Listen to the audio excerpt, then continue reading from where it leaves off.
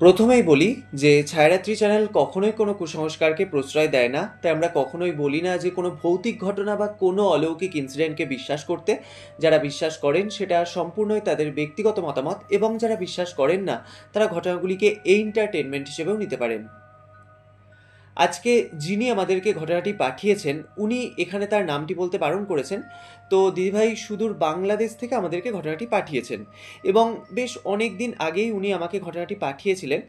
তো আমার ঘটনাটি শেয়ার করতে একটু দেরি হয়ে গেল, যেহেতু এত ঘটনা আমাদের কাছে আসে, তোমরা ভালোবেসে এত ঘটনা আমাদের সাথে শেয়ার করো, তো যে কারণে আজকে এই ঘটনাটি শেয়ার করতে একটু লেট হয়ে গেল। তো তার জন্য দিদিভাই দুঃখিত। তো যাই হোক, দিদিভাইয়ের সাথে এই ঘটনাটি ঘটেছিল আজ থেকে প্রায় ৮-৯ বছর আগে দিদিভাইয়ের ভার্সিটিতে পড়ার সময়। তো তখন দিদিভাই একটি বাড়িতে ভাড়া নিয়ে থাকতেন, কারণ তার বাড়ি থেকে ভার্সিটি বেশ অনেকটাই কিন্তু ডিস্টেন্স, যে কারণে তাকে সেই ভার্সিটির কাছাকাছি বাড়ি ভাড়া নিয়ে থাকতে হতো। এবং যে বাড়িটি উনি ভাড়া নিয়ে থাকতেন সেটা কিন্তু ছিল মারাত্মক পরিমাণে হন্টেড। মানে বাইরে থেকে দেখতে বাড়িটা যতটা সুন্দর এবং চাকচিক্যতে মোড়ানো, তার পেছনের কাহিনীটা যে এতটা ভয়ানক তা কিন্তু দিদিভাই নিজে ফেস করেছেন। তো এক কথায় বলতে গেলে ভীষণই ক্রিপি একটি ঘটনা আজকে আমি তোমাদের সাথে শেয়ার করতে চলেছি। তাই তোমাদের সকলকে বলবো যে তোমরা কেউ কোথাও যাবে না, একদম প্রথম থেকে শেষ পর্যন্ত আজকের এই পুরো এপিসোডটি তোমরা মন দিয়ে শোনো। আশা করছি তোমাদেরও কিন্তু আজকের এই ঘটনাটি শুনে ভীষণ ভয় লাগবে। এবং আরেকটি রিকোয়েস্ট তোমাদের সকলকে করব যে তোমরা তোমাদের আত্মীয় স্বজন বন্ধুবান্ধব প্রত্যেকের সাথে আজকের এই এপিসোডটি তোমরা শেয়ার করে নাও, তাহলে তারাও কিন্তু এরকম একটি ইউনিক ঘটনার সাক্ষী থাকতে পারবে। তো যাই হোক, বেশি কথা না বাড়িয়ে শুরু করছি আজকের এপিসোড নাম্বার ১৩৭। দিদিভাই যেভাবে আমাদের সাথে ঘটনাটি শেয়ার করে নিয়েছেন ঠিক সেভাবেই আমি তোমাদের সামনে আজকে এই পুরো ঘটনাটি তুলে ধরার চেষ্টা করছি।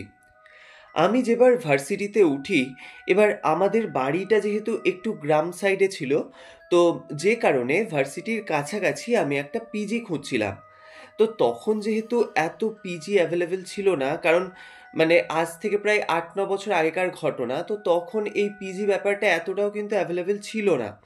আর আমাদের বাড়ি থেকে ভার্সিটি বেশ অনেকটাই কিন্তু দূর, প্রায় ৩ থেকে সাড়ে ৩ ঘন্টা মতো রাস্তা। মানে আমি যে ভার্সিটিটায় পড়তাম ওটা বেশ নামকরা একটি ভার্সিটি, আমি এখানে সেই ভার্সিটির নামটা নিচ্ছি না। তো সেই ভার্সিটিটা আমাদের বাড়ি থেকে কিন্তু বেশ অনেকটাই ডিস্টেন্স ছিল। এবার আমার তো ওই ৩-সাড়ে ৩ ঘন্টা রাস্তা ডেলিকার ডেলি যাতায়াত করা কখনোই পসিবল ছিল না। তো সেই কারণে আমি আর বাবা আমরা দুজন মিলেই কিন্তু মানে সেই যে একটা যাতে মোটামুটি একটা ভালো পিজি পাওয়া যায় সেরকম কিন্তু আমরা একটা খোঁজ করছিলাম। এবার আমরা মনের মতো সেই রকম কোনো পিজি না পাওয়াতে তো তখন কিন্তু একটি বাড়ি ভাড়ার সন্ধান আমরা পাই। এবার সেই বাড়িটা যখন আমরা খোঁজটা পেয়েছিলাম, আমরা এটা জানতে পারি যে সেই বাড়ির মালিক যেহেতু ওখানে থাকে না, মানে তারা আর কি বাইরে থাকে, এবং সেই বাড়িতে তারা ভাড়া হিসেবেই আর কি ব্যবহার করে। তো এবার আমরা যখন সেই বাড়িটা দেখতে যাই, তো আমরা গিয়ে দেখি যে বাড়িটা কিন্তু মানে আয়তনে ঠিক যতটা না বড়, মানে বাড়িটা হচ্ছে ২ তলা। তো ওই বাড়িটার আয়তনটা ঠিক যতটা না বড়, মানে মোটামুটি সাইজের বাড়িটা, কিন্তু তার চারপাশের যে বাউন্ডারি স্পেসটা এবং চারদিকে বেশ বড় করে গার্ডেন টাইপের করা আছে, এবং দেখতে কিন্তু খুব পরিষ্কার পরিচ্ছন্ন, নিট অ্যান্ড ক্লিন, মানে একদম টিপটপ বাড়িটা। তো সেই বাড়িরই দোতলা পোর্শনটা আর কি ওনারা ভাড়া পারপাসে ব্যবহার করেন, এবং একতলাটা ওনারা মাঝে মধ্যে যখন আসেন তখন কিন্তু থাকেন। মানে একতলাটা আর কি টোটালটা লক, এবং দোতলাটা আর কি ওরা আগাগোড়াই এরকম মানে ভাড়া হিসেবে ব্যবহার করে থাকে। এবং বাড়িটির আর একটা জিনিস যেটা আমার খুবই সুন্দর এবং ইউনিক মনে হয়, সেটা হলো যে মানে বাড়ির সামনের দিকের যে গার্ডেন টাইপের করা আছে সেইখান থেকে দোতলার যে ব্যালকনিটা, সেখানে ওঠার জন্য একটা খুব সুন্দর লোহার সিঁড়ি আছে। মানে ওই গার্ডেন থেকে ডিরেক্ট এসে আর কি ওই লোহার সিঁড়ি দিয়ে উঠে ওই দোতলার পোর্শনটায় তুমি যেতে পারবে। এবার এটা হয়তো তারা সেই ভাড়াটিয়াদের জন্যই, মানে সেই বাড়ির মালিকরা এরকম বাড়ির প্যাটার্নটাকে করেছিল। তো আমার কিন্তু এক কথায় দেখে খুবই পছন্দ হয়ে যায়, এবং তখনও পর্যন্ত আমাদের কোনো রকমের কোনো ধারণা ছিল না যে এত সুন্দর দেখতে বাড়িটার পেছনে যে ঠিক কতটা বড় কালো অধ্যায় লুকিয়ে আছে। মানে সত্যি এটা আমাদের কাছে একদম আনএক্সপেক্টেড ছিল। তো যাই হোক, আমি এই বিষয়টায় পরে আসছি। তো তারপর কিন্তু আমি এবং আমার মা আমরা দুজন মিলে কিন্তু সেই বাড়িটার ওই দোতলা পোর্শনটায় থাকতে শুরু করি। আর ওই বাড়িটা একদম প্রপার রাস্তার উপরে ছিল না, মানে রাস্তা যেটা আর কি মানে মেন রোড ছিল, সেই রাস্তা থেকে বেশ কিছুটা ঢুকে এসে মানে গলির মধ্যে দিয়ে এসে আর কি ওই বাড়িটা ছিল। মানে এক কথায় বলতে গেলে পড়াশোনার জন্য একদম পারফেক্ট জায়গা, মানে নিস্তব্ধ, চারিদিকটা একদম পুরো চুপচাপ নিরিবিলি। এবং আমি যে রুমটাতে আর কি স্টাডি করতাম, সেই রুমটার গায়ে লাগোয়া মানে সেই বাড়িটির বাঁ সাইড করে আর কি একটা বেশ বড় সাইজের একটা কিন্তু লিচু গাছ ছিল। এবং সেই লিচু গাছটার যে ডালপালা সেটার কিন্তু ম্যাক্সিমাম পোর্শনটাই ওই বাড়িটার ওই পোর্শনটা করে কিন্তু বেশ ঝুঁকে ছিল। মানে আমি যে রুমটায় পড়াশোনা করতাম, তো সেই রুমটা যদি বিকেলবেলার দিকে ওরকম জানলাগুলো খুলে দেওয়া যেত, খুব সুন্দর কিন্তু ওই গাছের একটা বাতাস আসতো। তো মানে এক কথায় পরিবেশটা এত সুন্দর ছিল। তো এবার এই শহরে এসে আমার প্রথম, মানে যেহেতু আমি ভার্সিটিতে পড়ছি বলেই এরকম একটি বাড়ি ভাড়া নিয়ে আমার থাকা, তো সেক্ষেত্রে আমি তো আর কখনো একা থাকতে পারবো না, বা সেই সাহসটাও আমার তখন ছিল না। তো সেই জন্যই আর কি আমার সাথে আমার মা এসে থাকতেন। এবং সবথেকে বড় কথা হচ্ছে আমাকে রান্নাবান্না করে দেওয়া বা আমার যে সমস্ত মানে কাজে আর কি হেল্প করা, বাজার টাজার করা, সব কিছুর জন্যই একজন কাউকে তো প্রয়োজন। এবার আমি যেহেতু ভার্সিটি চলে যাব, তারপর খাওয়া দাওয়া রান্নাবান্না, আমি তো এর আগে কোনোদিন রান্নাবান্না করতামও না, তো সেই জন্য মায়ের থাকাটাও খুব দরকার। এবং আমরা এটা ভেবেই নিয়েছিলাম যে প্রথম প্রথম মা যদি আমার সাথে থাকে, তো তারপর কোনো যদি আমি রুমমেট পেয়ে যাই তখন আবার মা বাড়ি চলে যেতে পারবে।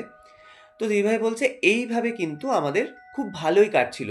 আচ্ছা, তো এর মধ্যে আর একটা কথা বলি, যে দিদিভাই যেটা আমাকে লিখে পাঠিয়েছেন, যে ওনাদের বাড়ির প্রত্যেকটা মেম্বার কিন্তু ভীষণই ধার্মিক, মানে ওনাদের পরিবারটাই কিন্তু ভীষণ একটি ধার্মিক পরিবার।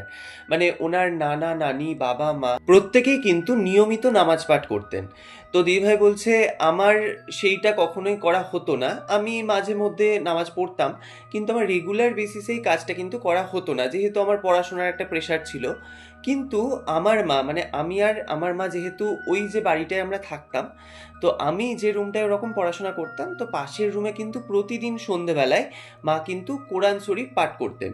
এটা কিন্তু প্রতিদিন, এটা বাড়িতেও মা করতেন এবং এখানে এসেও কিন্তু সেই যে একটা অভ্যাস মায়ের, সেটা কিন্তু মা চালিয়ে যেতেন।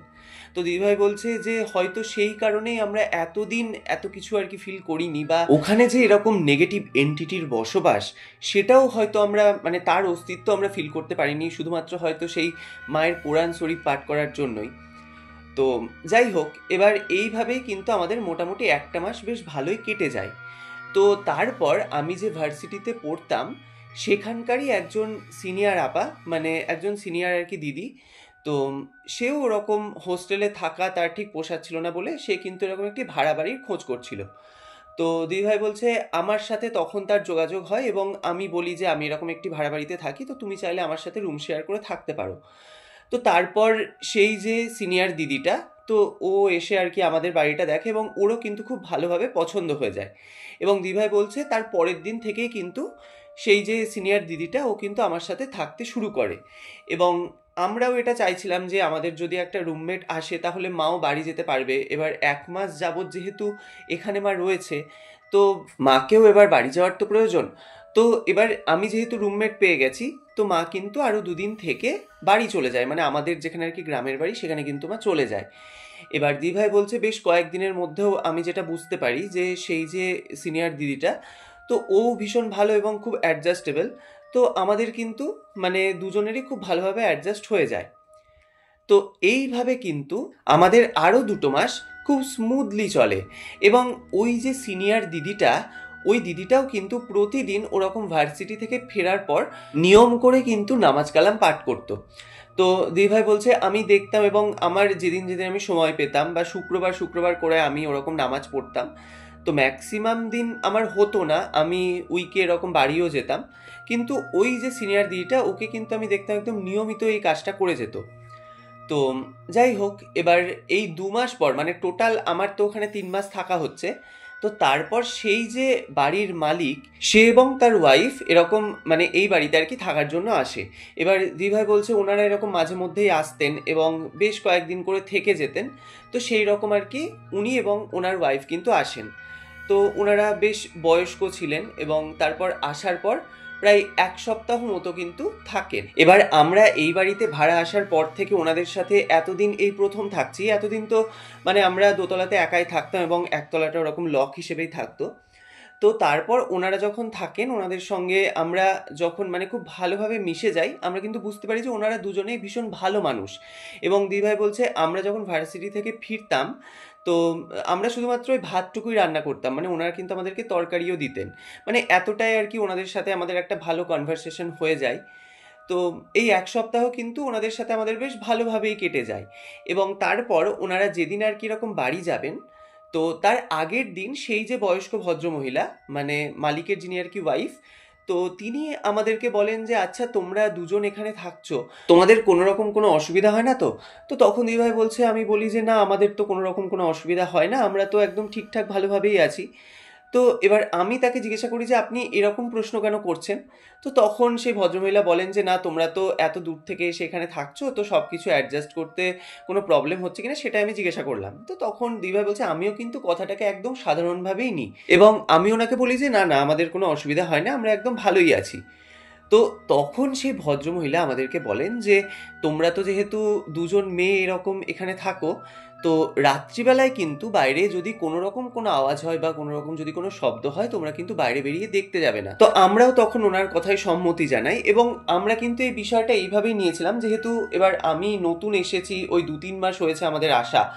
তো আমি তখন ভাবি যে উনি হয়তো এই বিষয়টি আমাদের ব্যাপারেই আর কি চিন্তা করেই কথাটা বলেন এবং ওনার যে কথার মধ্যে অন্য কিছু বিষয় লুকিয়ে ছিল সেটা কিন্তু তখনও পর্যন্ত আমরা কেউ বুঝতে পারিনি। তো যাই হোক, এবার ওনারা তো চলে যান আর দিদিভাই বলছে যে আমাদের যে বাড়িটা আর কি আমরা থাকতাম সেই বাড়ির বাউন্ডারিটা বেশ অনেকটা মানে স্পেস নিয়ে করা ছিল, মানে অনেকটাই ডিস্টেন্স, মানে বাড়ি থেকে কিন্তু ওই যে যে ছাড়া জায়গাটা মানে যে গার্ডেন টাইপের জায়গা ওটা কিন্তু বেশ অনেকটা চওড়া জায়গা এবং ওনাদের যে বাড়ির বাউন্ডারি করা ছিল তার আশেপাশে এরকম অনেক বাড়িই ছিল।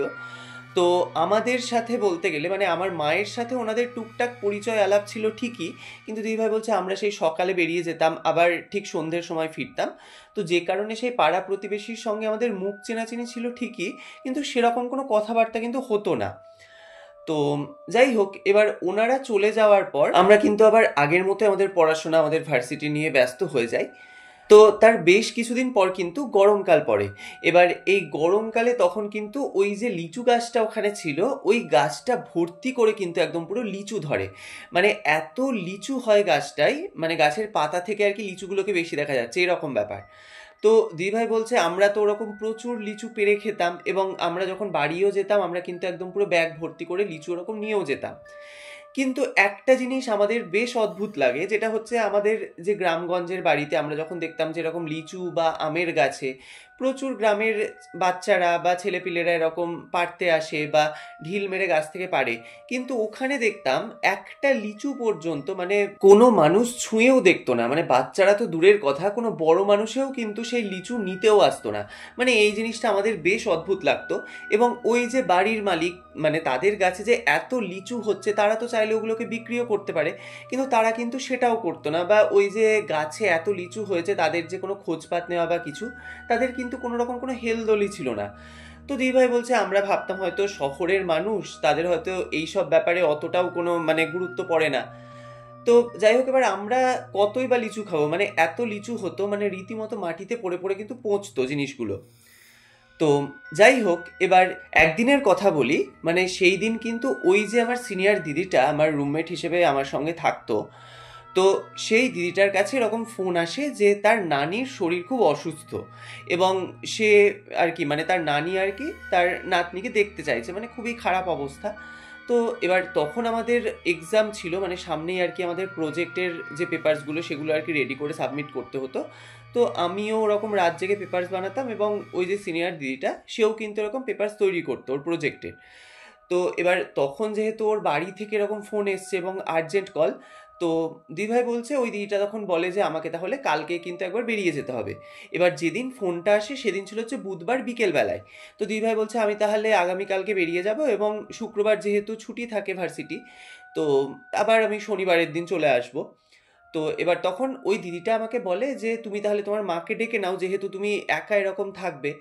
তো দিদিভাই বলছে যে এতদিন যাবৎ এখানে যে আমি আছি এবং এই যে শহরের আদব কায়দা থেকে শুরু করে এখানকার লাইফস্টাইল বলো বা এখানে বাজারহাট সমস্ত কিছু কিন্তু আমি মানে মোটামুটি আমার আয়ত্তের মধ্যে চলে এসেছিল, এবং আমি একা একা থাকা থেকে শুরু করে বা ওখানকার কাজকর্ম করে আমি কিন্তু নিজে নিজে করতে পারতাম, মানে খুব ভালোভাবে কিন্তু করতে পারতাম। তো তখন সেই দিদিটাকে আমি বলি যে আমি একাই থেকে যেতে পারবো, মাকে এই আর একদিনের জন্য ডাকার কোনো প্রয়োজন নেই, তুমি ঘুরে এসো, আমার কোনো প্রবলেম হবে না। তো এবার আমার কথা মতো তখন পরের দিন ওই দুপুর দুপুর খাওয়া দাওয়া করে কিন্তু ওই দিদিটা চলে যায় ওর দেশের বাড়ি। তো দিদিভাই বলছে সেদিন ওরকম দুপুরবেলাতে চিকেন আমি রান্না করেছিলাম এবং রাত্রের জন্য আমার আর কি আমি রান্না করে রেখেছিলাম, যেহেতু রাত্রি জেগে আমাকে সেই প্রজেক্টের পেপারসগুলো বানাতে হবে। তো দিদিভাই বলছে আমি কিন্তু খুব তাড়াতাড়ি খাওয়া দাওয়া করে নিই, ওই 9:30 10:45টার মধ্যে খাওয়া দাওয়া করে কিন্তু আমি আমার সেই যে প্রজেক্টের যে পেপারসগুলো ওগুলো কিন্তু আমি তখন রুমের মধ্যে বসে বানাচ্ছি। তো এমন সময় তখন ওই রাত্রি 11টা 11:30 হবে এরকম সময় হঠাৎ করে আমি শুনতে পাই, মনে হচ্ছে যেন ওই যে সেই লোহার সিঁড়িটা ছিল যেটা আর কি সেই গার্ডেন থেকে ডিরেক্ট একদম আমাদের দোতলার যে ব্যালকনিটা সেখান অবধি উঠে এসছে, সেই সিঁড়িতে মনে হচ্ছে যেন ধপ ধপ করে কেউ পায়ের যেরকম স্টেপ ফেলতে ফেলতে ওপরে উঠে আসে ওরকম কিন্তু আমি শব্দ পাই। এবার দিদিভাই বলছে বেশ কিছুক্ষণ যাবৎ যখন আমি একদম এরকম শুনতে পাচ্ছি যে স্টেপ বাই স্টেপ কেউ যেন ওপরে উঠে আসছে, তো আমি ভাবি যে এত রাত্রিবেলায় এরকম সিঁড়ি দিয়ে কে উঠছে, কারণ এই যে বিগত 3 সাড়ে 3 মাস ধরে আমরা এখানে রয়েছি কোনোদিন পর্যন্ত কোনো চোরের উপদ্রব তো দেখিনি। তো তখন দিদিভাই বলছে আমার কিন্তু বেশ ভয় লাগে যে তাহলে কোনো চোর টোর ঢুকলো নাকি। তো এবার যেহেতু এই সিঁড়ি দিয়ে উঠে ডিরেক্ট একদম ব্যালকনিতে ওঠা যাবে, এবার দোতলার পোর্শনে আমি যে ওখানকার যে সদর দরজা সেটা আমি লক করে রেখেছি ঠিকই, ওখানকার কোলাপসেবল গেট সেটা আমার লক করা আছে, কিন্তু তবুও যদি ব্যালকনিতে এরকম চোর উঠে আসে, আমি যেহেতু একা রয়েছি, তো আমি কি করি, আমি কিন্তু তখন জানলা দিয়ে দেখার চেষ্টা করি যে ওই লোহার সিঁড়ি দিয়ে কেউ উঠছে কিনা।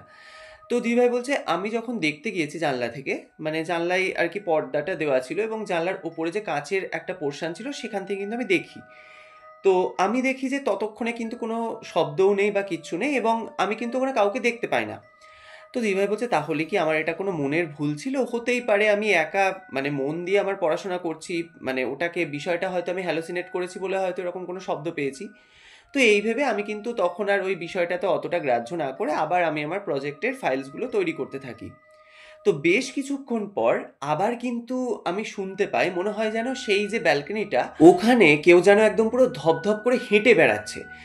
তো এই শব্দটাও কিন্তু আমি বেশ কিছুক্ষণ ধরে পেতে থাকি। তো দিদিভাই বলছে এবার আমি যখন আবার এরকম কোনো শব্দ পেয়েছি তো তখন আমি ভাবি যে না, এটা তো আমার কোনো মনের ভুল নয়, আবার তো মনে হচ্ছে যেন ব্যালকনিতে কেউ যেন হেঁটে চলে বেড়াচ্ছে। তো দিদিভাই বলছে আবার কিন্তু আমি আস্তে আস্তে করে মানে আমার রুমের যে জানলা সেই জানলার যে ওই কাঁচের যে পোর্শনটা ছিল ওখান থেকে কিন্তু পর্দাটা সরিয়ে আমি দেখি ব্যালকনিটা যে ওখানে কেউ আছে কিনা। তো দিদিভাই বলছে আবার আমি দেখি যে না, যথারীতি ওখানে কেউ নেই।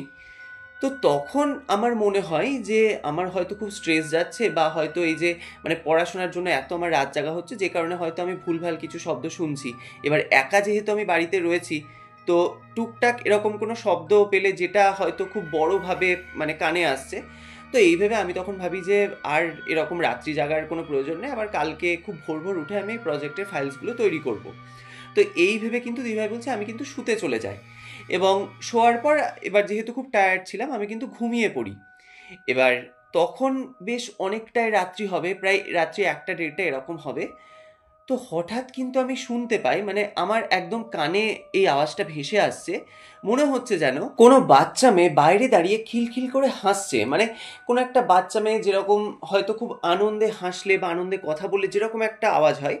তো দিদিভাই বলছে আমি কিন্তু এই শব্দটা বেশ কিছুক্ষণ ধরে পেতে থাকি এবং তখন আমার বেশ একটা ঘুমের ঘোর ঘোরছিল এবং এই আওয়াজটা যখন বেশ খানিকক্ষণ ধরে আমার কানের মধ্যে আসতে থাকে, আর এমনিতেই আমি আগেই বলেছিলাম যে ওইখানকার পরিবেশটা আগাগোড়া একটু নিরিবিলি বা নিস্তব্ধ টাইপের ছিল, তার উপরে অত রাত্রিবেলা।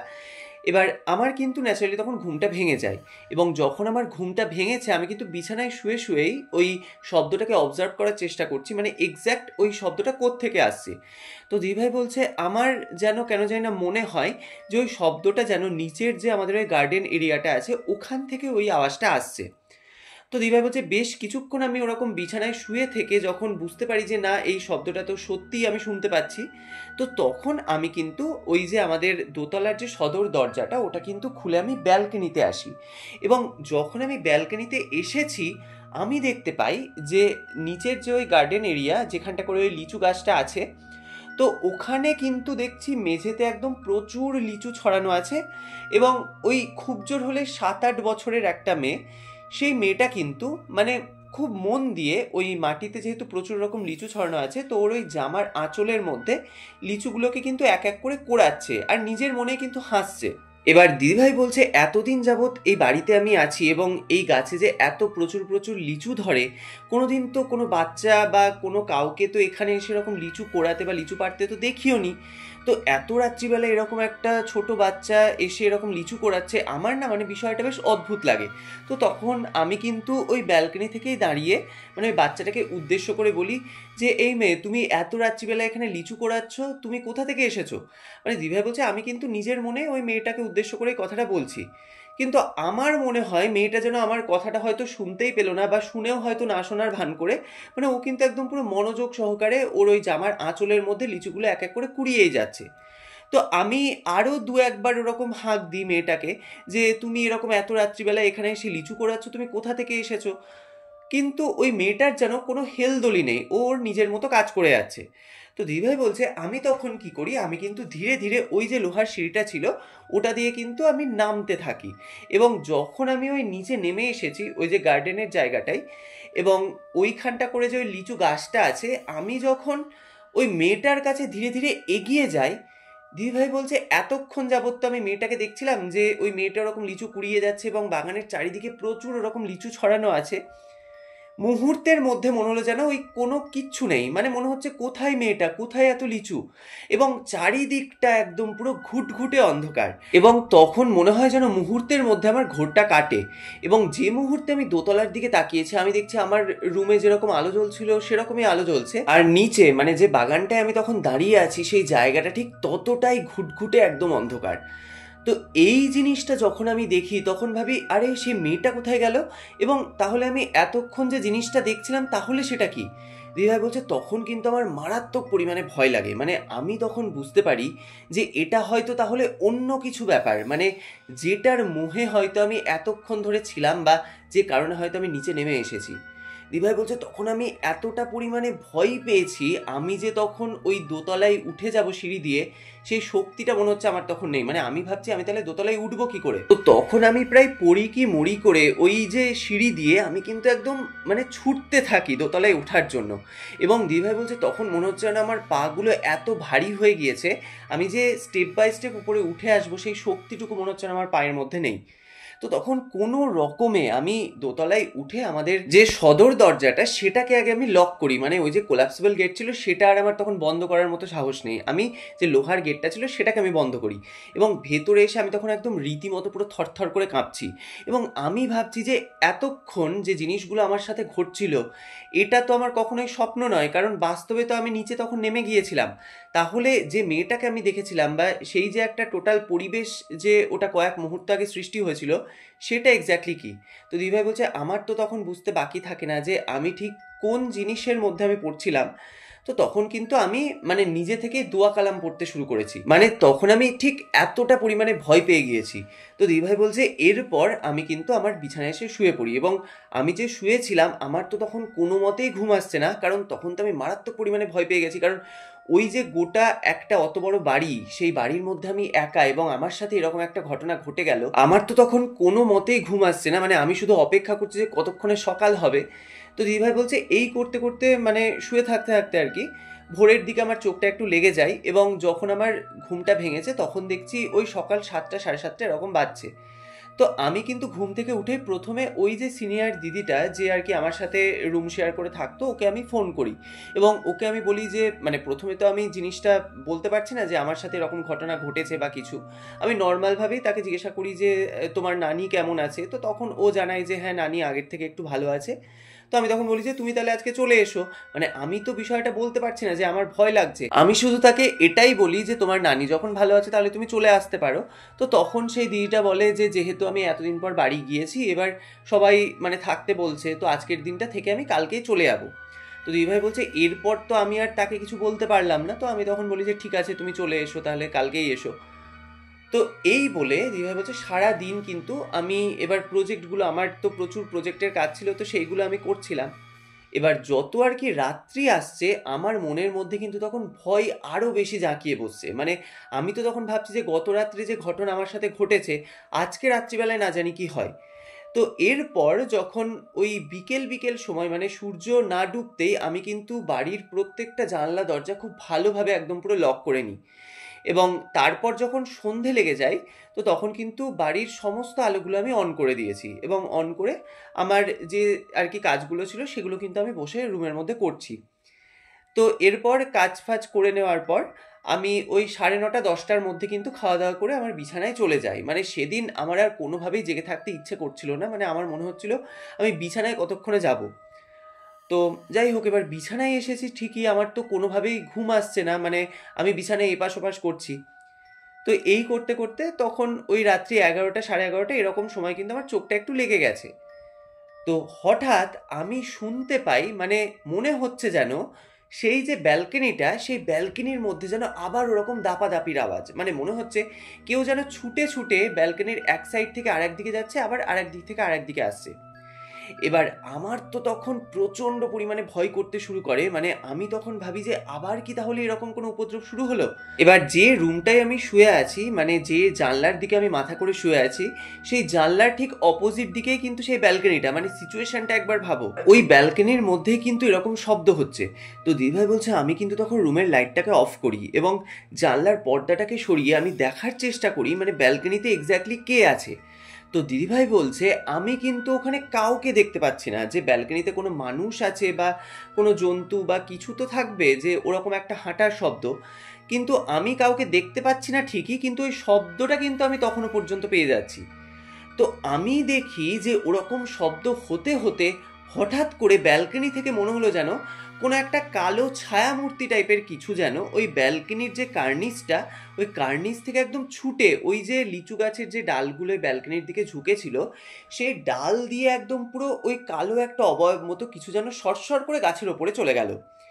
এবার এই দৃশ্যটা দেখার পর দিদিভাই বলছে আমি কিন্তু নিজেকে আর সামলাতে পারি না, আমি ওই মুহূর্তে ওখানে বিকট জোরে চিৎকার করে কিন্তু সেন্সলেস হয়ে যায়। এবার ওই সারা রাত্রি কিন্তু ওই অত বড় বাড়ির মধ্যে আমি কিন্তু ওরকম সেন্সলেস হয়ে পড়েছিলাম, এবং যখন আমার জ্ঞানটা ফিরেছে আমি দেখছি তখন কেবলমাত্র ওই ভোর হচ্ছে, মানে সূর্যের আলো ফুটছে এরকম সময়।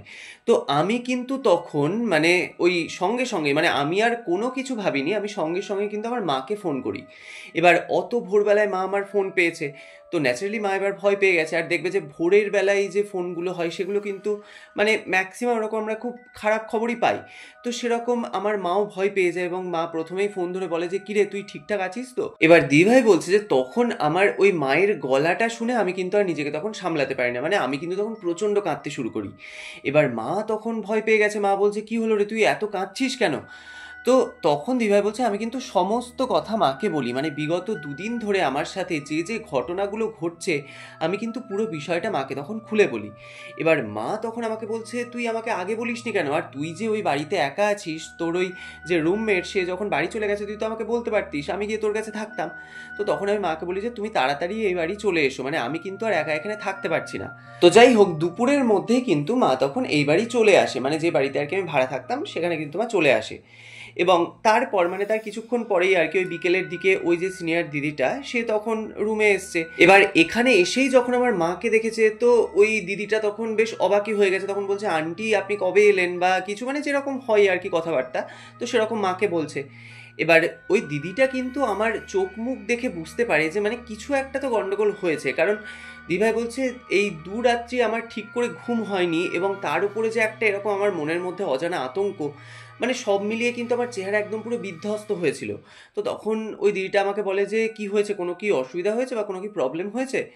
তো তখন দিদিভাই বলছে আমি কিন্তু পুরো বিষয়টা ওই দিদিটাকে কিন্তু খুলে বলি, এবং আমার মাও এই কথাটা বলে যে সেই কারণেই আর কি আমার মা এসছে। তখন আমার সেই রুমমেটটি বলে যে আচ্ছা আমরা তো এতদিন যাবত এখানে রয়েছি, আমাদের সাথে তো কোনোদিন হয়নি, মানে এরকম ঘটনা তো তাহলে আমরা এতদিনের মধ্যে তো একদিন হলেও ফেস করব, কিন্তু এরকম ঘটনা তো আমাদের সাথে কোনোদিন ঘটেনি, এবং আজকে আমি যেই বাড়ি গেলাম তোমার সাথে এরকম কেন ঘটলো?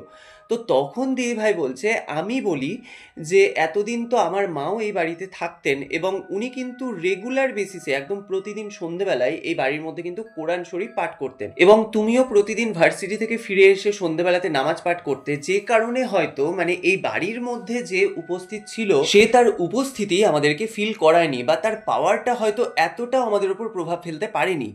তো আজকে যেহেতু তোমরা কেউই ছিলে না, আমি এরকম বাড়ির মধ্যে একা ছিলাম, যে কারণে হয়তো আমি এই জিনিসগুলোকে আরও বেশি ফেস করি।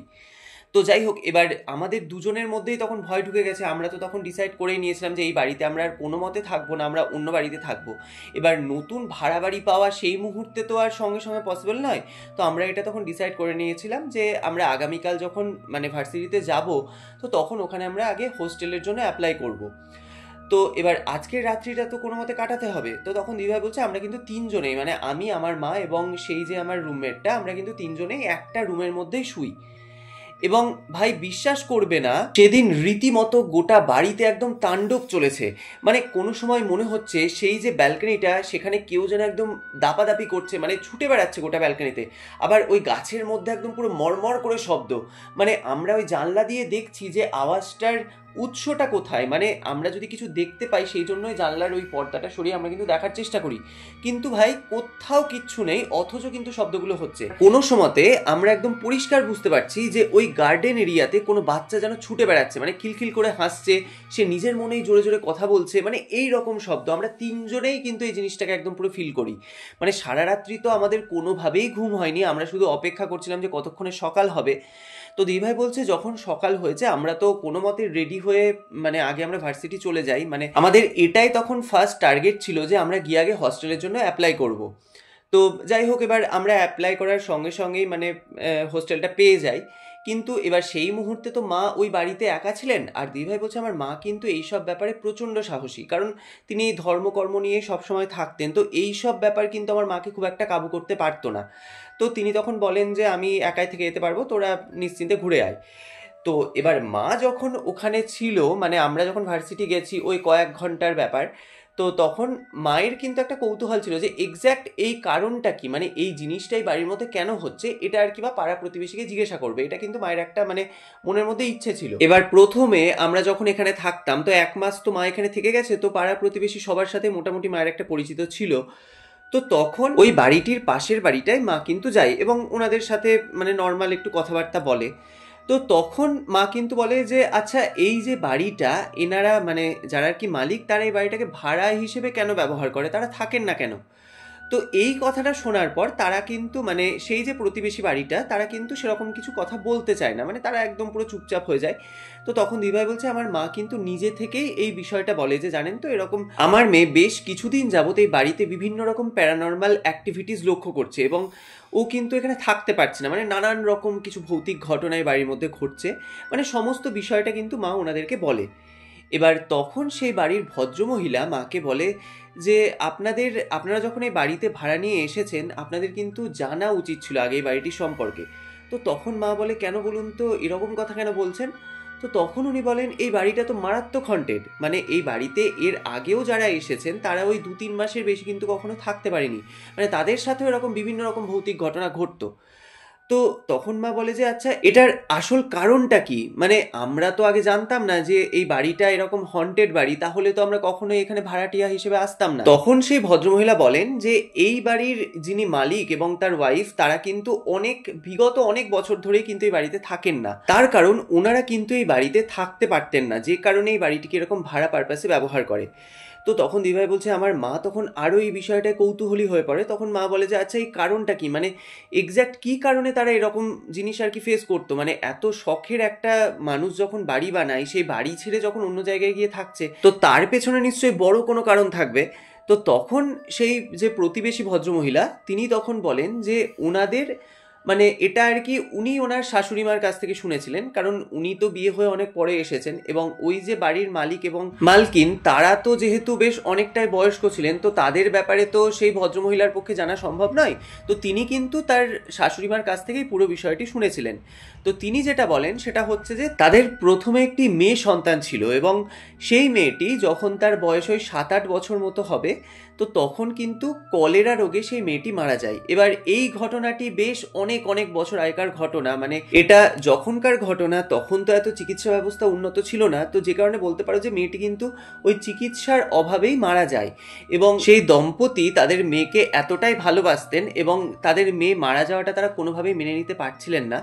তো যে কারণে কিন্তু সেই মেয়েকে তারা কিন্তু ওই বাড়িতে, মানে তাদের ওই জায়গার মধ্যেই কিন্তু কবর দেয়। এবং সেখানে কবর দেওয়ার পর সেই যে লিচু গাছটা বর্তমানে সবাই দেখতে পাচ্ছে, মানে দিদিভাই বলছে আমরা যে ওই প্রকাণ্ড লিচু গাছটা দেখে এতটা আমাদের ভালো লাগতো, তার পেছনে যে এত বড় একটা কাহিনী আছে আমরা তো জানতাম না। তো সেই ভদ্রমহিলা বলেন যে সেই লিচু গাছটি কিন্তু সেই কবরের ওপরেই পোতা হয়েছিল এবং যে গাছটি আমরা এখন প্রকাণ্ড সাইজের দেখতে পাচ্ছি সেই গাছটি কিন্তু সেই গাছটি। তো দিদিভাই বলছে আমার মা তো তখন এই কথাটা শুনে একদম রীতিমতো আকাশ থেকে পড়ছে, কারণ ওই গাছের তো প্রচুর লিচু। দিদিভাই বলছে আমি তো বাড়ি নিয়ে গিয়েছি, আমার মারাও খেয়েছে, আমিও খেয়েছি।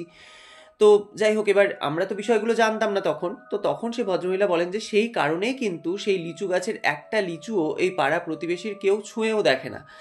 তো যাই হোক, এবার সেই যে দম্পতি যখন মানে তাদের আর কি ওরকম মেয়ে মারা যায়, তারপর থেকে তাদের সাথেও কিন্তু বিভিন্ন রকম প্যারানর্মাল ঘটনা ঘটতে শুরু করে। মানে তারা কিন্তু ওই বাড়িতে রীতিমতো থাকতে পারছিলেন না।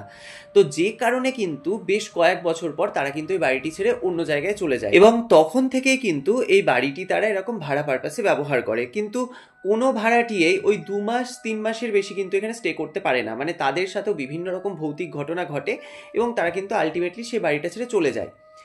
তো যাই হোক, এবার পরবর্তীকালে তাদের এরকম ছেলে হয়েছিল এবং তারপর তারা আর কি ওই ছেলের সাথেই থাকে। তো দিদিভাই বলছে আমাদেরকে কিন্তু সেই বয়স্ক ভদ্রলোক এবং ভদ্রমহিলা ওনারা আর কি বলেছিলেন যে ওনার ছেলের চাকরির সূত্রে, মানে ওনার ছেলে যেখানে আর কি চাকরি করে সেই জায়গায় কিন্তু তারা মানে ওই চাকরির সূত্রেই থাকেন। এবং এবার এই বাড়িটা যেহেতু দেখাশোনার কেউ নেই, যে কারণে তারা এটাকে ভাড়া হিসেবে ব্যবহার করে। কিন্তু এই বাড়ির পেছনে যে এত বড় একটা হিস্ট্রি রয়েছে, বা তার যে এরকম একটি মেয়ে ছিল এবং মেয়েটি মারা যাওয়ার পর এরকম ঘটনা ঘটে, তারা কিন্তু এই বিষয়টি পুরোপুরি আমাদের কাছে চেপে যায়। এবার এই কারণেই হয়তো চেপেছিল যে আমরা যেহেতু এখানে ভাড়া হিসেবে থাকছি, তো আমরা যদি এই বিষয়টা নিয়ে ভয় পাই, বা যেহেতু তাদের এরকম অনেক কিছু রেকর্ড রয়েছে যে প্রচুর ভাড়াটি এরকম এসেছে তারা এখানে থাকতে পারেনি, তো যে কারণে এবার তাদের নিজেদের ব্যবসার ক্ষেত্রে তারা তো কখনোই সেটা বলবে না। তো যাই হোক, এবার আমাদের কাছে তো তখন বিষয়টা একদম পুরো পরিষ্কার হয়ে যায় এবং আমরা যখন ভার্সিটি থেকে ফিরে আসি তখন মায়ের কাছে কিন্তু এই পুরো বিষয়টা আমরা জানতে পারি। তো যাই হোক, এবার আমরা তো তখন হস্টেল পেয়ে গেছিলাম এবং পরের দিন থেকে আমরা হস্টেলে থাকতে পারবো এটাই আর কি আমরা মানে জানতে পারি।